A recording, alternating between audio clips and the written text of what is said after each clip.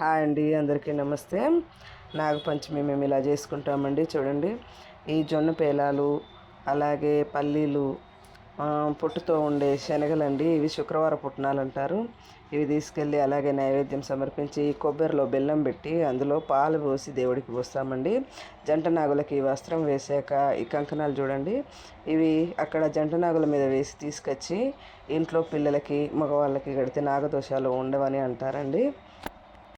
అయితే మేము ఒకరోజు ముందే ఉపవాసం చేస్తామండి. ఉపవాసానికి ఎక్కువ శాతం మహారాష్ట్రలో సగ్గుబియ్యం వాడతారు కదా, ఇక్కడ నాగపంచమి నాడు మాత్రం సగ్గుబియ్యం ఏ విషయంగా కూడా వాడరండి. అయితే జొన్న పేలాలు, పల్లీలు, కొబ్బరి, బెల్లం వేసి లడ్డు చేసుకుంటాము. అలాగే రాజగిర లడ్డూలు, వేపర్స్ ఇవి చేస్తాము. అలాగే ఇది బగర్ అని అంటారండి, సన్నగా నూకలాగా ఉంటుంది.